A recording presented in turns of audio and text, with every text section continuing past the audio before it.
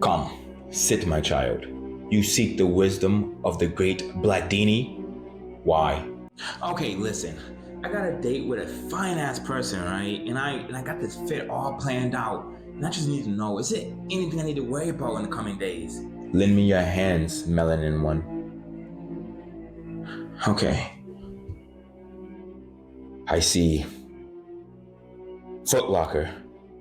A crowd. You're first in line, being handed a box. Panic arises. You look clean in the shoes, New Jays. Remember that. People running to you. They're stomping on your shoes. Your ops are coming for your shoes. Child, take this lucky charm and use it. It will protect you in time of need. Okay, I'll use it. Thank you, Bladini. Go. Get those New Jays.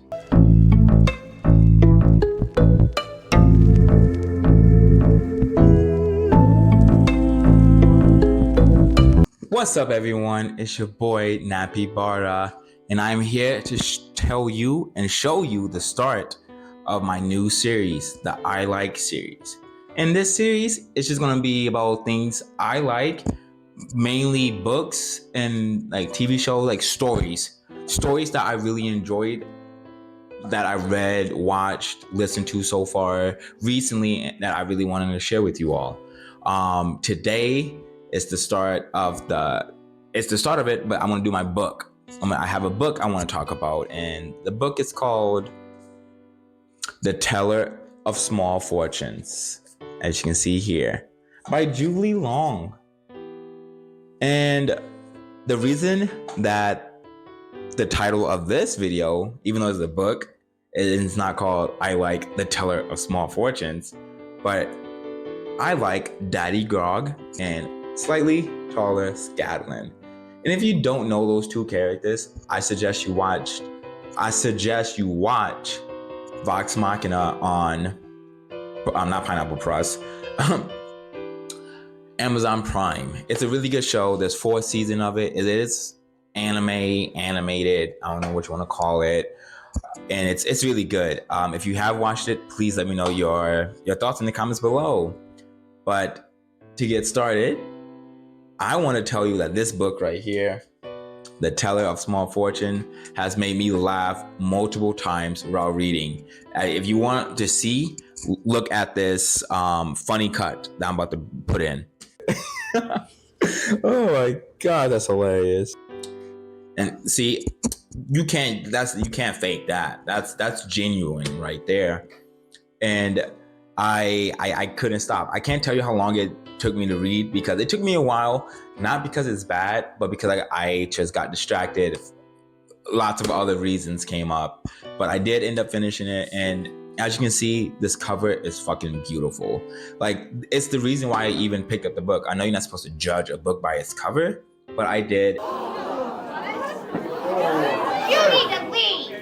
And it was well worth it. And as you can see, I tried to inspire my makeup inspiration from this book. I tried to use the book as my makeup inspiration. And you can see it turned out great. Wait, I can do it better. Perfect. You see, it turned out great. But let's jump into why I find this book and its lore really good. We're going to start off with the characters. So the first character I want to talk about is Tao. She's the character that is shown on the front cover and the first character you meet in this book. And from page 1 to the last page, her growth and journey has been very captivating. And it's one of the reasons why I continue to read the book, because at the beginning you don't know much about her, but throughout the story you get glimpses of her past. She opens up to her friends, her family, and you get to know who she is, why she was on this journey by herself before she met everyone, and what was she trying to accomplish. And to see that journey and see how it ends is a very inspirational character that I really enjoyed reading about. The next character is Kenna, and she's hilarious. They all are, but I find her very funny. She's loving, selfless, will always do everything in her power to make everyone comfortable, no matter what. And I love that about that character. When you first meet her, she's the last character you meet that joins the group, but definitely not the least. And she's a very shy, not confident, always timid person, but meeting her friends and going on this journey as a baker and showing off her skills as a baker gave her confidence that no one else did. And seeing that journey, seeing her become more confident, be able to speak up for herself and for her friends without being afraid and without second guessing anything. She will stand up for them no matter what. And I really love that about her and her growth. The next character is the first half of the title, and it's Daddy Grog. This character name is Mash, and he's a warrior who is knitted out to the T with nothing but weapons, utility builds, and like just shit that would make you be afraid. And he is described as a tall, hefty fella with a beard. So I'm over here thinking Grog immediately, because this is Grog, and then this is Grog with beard. And I think this is Mash, but let's say he's definitely older. He has a wife and kid, and he has a whole ass farm. So I believe he looks like Grog with the beard, but just older and more wiser, and definitely has a lot more skill points and intelligence. Let's just say that. But if you watch Vox Machina and you know Grog, then you would definitely understand what I'm saying. But he's a very loving person. He's the father figure of this group, which is why I call him Daddy Grog, because he's Grog, but a father, literally and metaphorically in a sense. And he's an amazing character because he's shown as the father figure. He's written as the father figure. He's there to guide everyone else in the group who is much younger than him and doesn't know the world as much as he does. And he helps them learn that the world isn't what they thought it was. It's a lot more, and it's a lot scarier a little bit. The next character I want to talk about is Scanlan. I mean Silt, of course. But Silt is the character's actual name, and slightly taller Scanlan is what I call them. Because in my head, I picture them just like Scanlan, but slightly taller. And the reason for that is because when you learn about Silt, he's a whore, just like Scanlan, but he has a big heart. And like, I'm using the word whore non-derogatory, you know? Like we love our girl whores. We don't slut shame around here. If you slut shame, get the fuck out. What you doing here? Shaming sluts. Fuck you. But he's a loving guy who's very closed off. He might show he's the most ecstatic, the most enthusiastic person in the group, but he's the one we know least about. He doesn't open up until later in the book. You don't really get to know him as a character, as a person, until the later half of the book, which is another reason why I really liked him, because you seen when you meet him, like, he's a caring person. The things he does for his friends, the things he say about them, and the things he do say, and that his actions shows that he cares, but he doesn't open up. He doesn't explicitly say that he cares. And there's a really good section of the book where they go on a quest to find a mythical item, which is more of a quest for Scanlan. See, I'm over here, slightly taller Scanlan, also known as Silt, but it's mainly a quest for him, you can say, because he's the one who got the biggest impact from it compared to the others.